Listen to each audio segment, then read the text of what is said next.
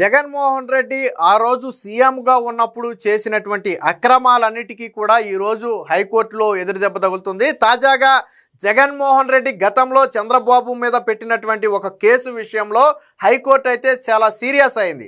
అసలు కేసు పెట్టే అర్హత సిఐడికి ఎక్కడుంది, ఈ పెట్టిన వాళ్ళ మీద చర్యలు తీసుకోవాలని మేము ఎందుకు సిఫారసు చేయకూడదో చెప్పాలని చెప్పి నాడు సిఐడి అధికారులు ఎవరైతే కేసు నమోదు చేశారో వాళ్ళ మీద ఆగ్రహం కూడా వ్యక్తం చేసింది.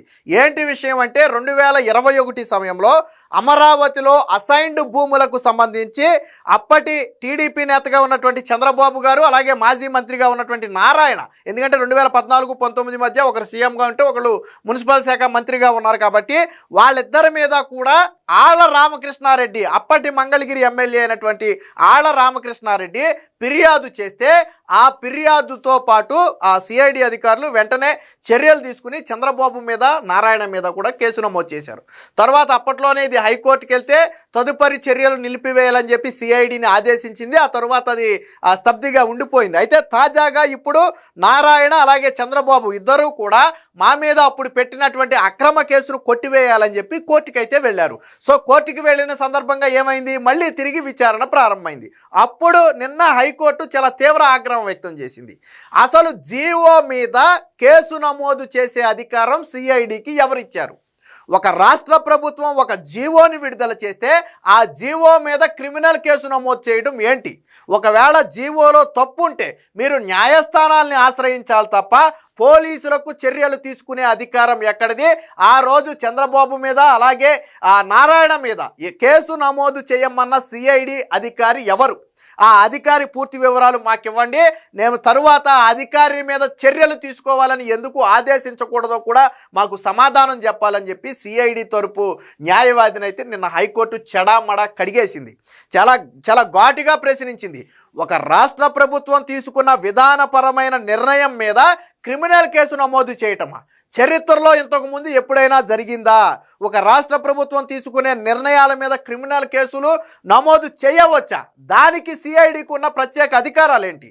ఏ నిబంధన ప్రకారం ఆ రోజు నారాయణ ముఖ్యమంత్రి చంద్రబాబు మీద కేసు నమోదు చేశారో మాకు పూర్తి వివరాలతో అఫిడవిట్ దాఖలు చేయాలి.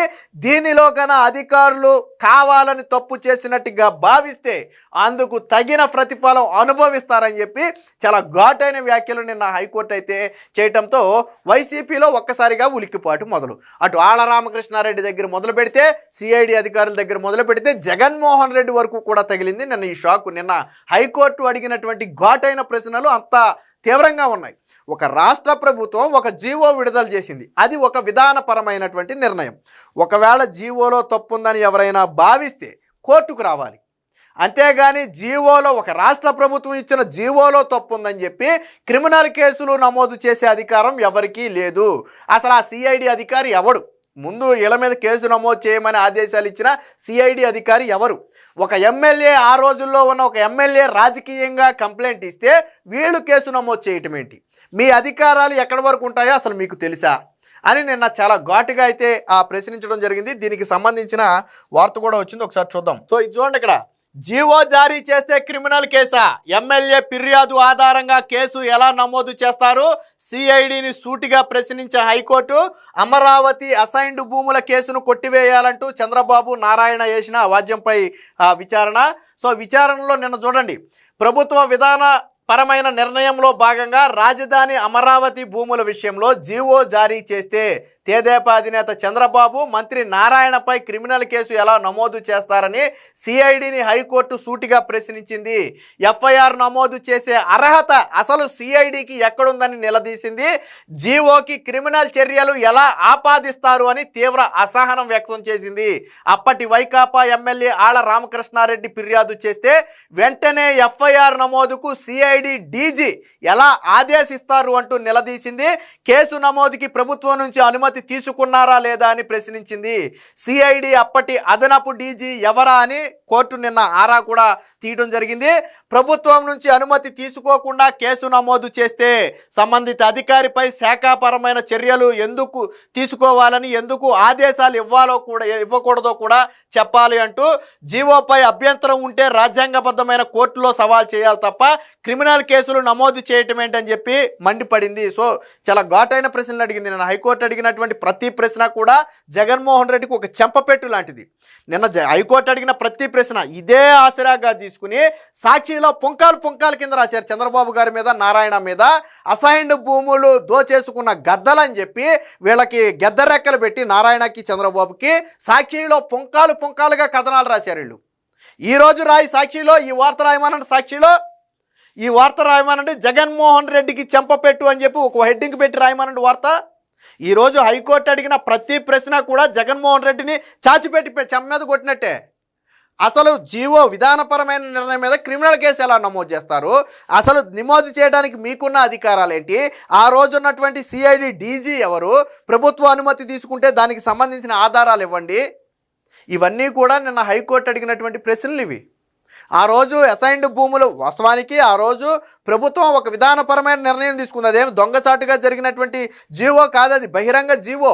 పోనీ ఎవరికైనా నిజంగా భూములు కోల్పోయిన ఎస్సీ ఎస్టీలకి ఎవరికైనా ఇబ్బంది ఉండుంటే, లేదా వాళ్ళకి ఏదైనా ఇబ్బంది కలిగి ఉండుంటే వాళ్ళు ఫిర్యాదు చేస్తే ఓకే. ఫిర్యాదు చేసింది ఎవరు? YCP MLA Alla Ramakrishna Reddy.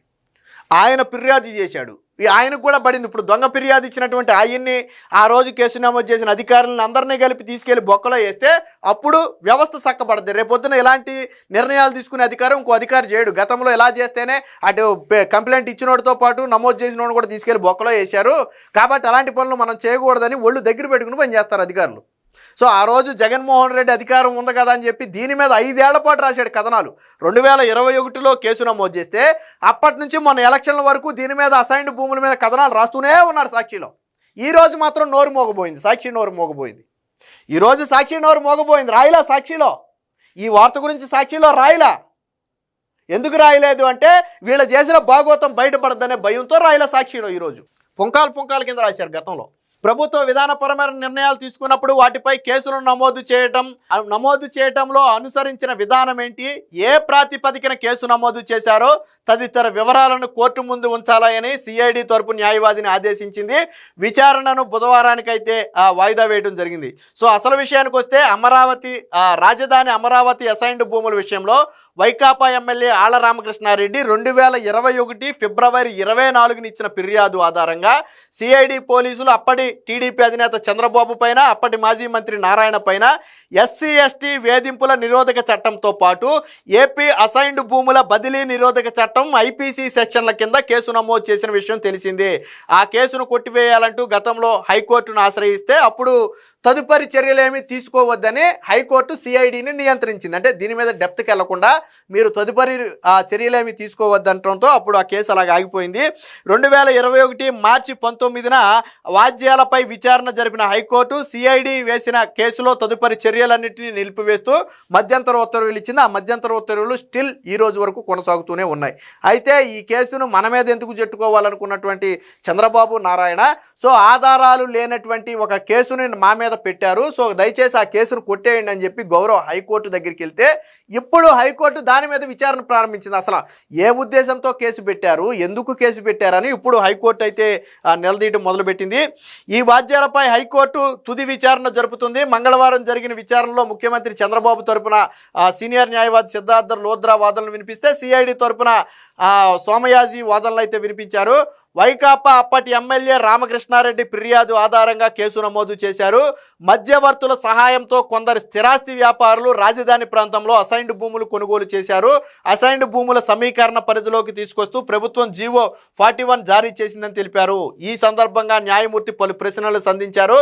కేవలం ఎమ్మెల్యే ఫిర్యాదు ఆధారంగా ఎఫ్ఐఆర్ నమోదు చేసిన సిఐడి డీజీ ఎలా ఆదేశాలు ఇస్తారు, జీవో ఆధారంగా అసలు కేసు నమోదు చేయవచ్చా అని ప్రశ్నించారు. విధానపరమైన నిర్ణయాల విషయంలో జీవో ఆధారంగా కేసు నమోదు చేయడానికి మీకున్న అధికారాలు ఏంటంటే అప్పుడు సిఐడికి ఉన్న అధికారాలు ఏంటి, చట్టం రాజ్యాంగంలో ఏమి రాసుంది, వాళ్ళు ఆ నిర్ణయం తీసుకోవచ్చా లేదా అనేది పూర్తి వివరాలతో కౌంటర్ దాఖలు చేయాలని చెప్పి హైకోర్టు అయితే ఆదేశించడం జరిగింది. అంటే ఒక రకంగా ఇది జగన్మోహన్ రెడ్డికి చెంపపెట్టు. ఈ కేసు వెనక పూర్తిగా ఉన్నది జగన్మోహన్ రెడ్డి. కేసు పెట్టింది ఆళ్ల రామకృష్ణారెడ్డి అయినా కేసు వెనక ఉన్నది జగన్మోహన్ రెడ్డి. ఆ రోజు సోషల్ మీడియాలో తిప్పుకోవటానికి, సాక్షిలో పుంకాలు కథనాలు రాయటానికి, సాక్షి ఛానల్లో లైవ్ డిబేట్లు పెట్టుకోవడానికి ఉపయోగించుకున్నారు తప్ప వాస్తవానికి ఒక విధానపరమైనటువంటి జీవోని సవాల్ చేసే అధికారం ఎవరికీ లేదు. అలాంటి వాటి మీద క్రిమినల్ కేసులు నమోదు చేయలేరు. సో దీంతో జగన్మోహన్ రెడ్డి గతంలో చంద్రబాబు మీద పెట్టిన ఒక్కొక్క కేసు కొలుక్కొచ్చేస్తుంది. ఆల్మోస్ట్ ఈ కేసు కూడా ఒక కొలుక్కొచ్చేసినట్టే. దీంతో పాటు ఇప్పుడు అధికారులు బలిపశువులుగా మారతారు. ఆ రోజు సిఐడి అదనపు డీజీగా ఉన్నటువంటి వ్యక్తి ఎవరు, కేసు నమోదు చేసినటువంటి వ్యక్తి ఎవరు, దీనికి ఆదేశాలు ఇచ్చినటువంటి వ్యక్తి ఎవరు, వీళ్ళందరూ కూడా ఇప్పుడు చిక్కుల్లో పడబోతున్నారు. కోర్టే స్వయంగా చెప్పింది, మేము ఎందుకు వాళ్ళ మీద చర్యలు తీసుకోమని ఆదేశించకూడదు. వాళ్ళు చేసింది తప్పుడు పని. ఒక ప్రభుత్వ విధానపరమైన నిర్ణయం మీద క్రిమినల్ చర్యలు తీసుకోవటం అనేది జరగదు, చెయ్యలేరు, కోర్టుకి రావాలి తప్ప మీరు యాక్షన్ తీసుకోలేరు అని నిన్న కోర్టు చాలా ఘాటుగా వ్యాఖ్యానించింది. ఏది ఏమైనా మొత్తంగా ఈ గతంలో అసైన్డ్ భూముల విషయంలో చంద్రబాబు నారాయణ మీద పెట్టిన కేసుల విషయంలో జగన్మోహన్ రెడ్డికి హైకోర్టులో అతిపెద్ద ఎదురు దెబ్బ అయితే తగిలిందని చెప్పొచ్చు.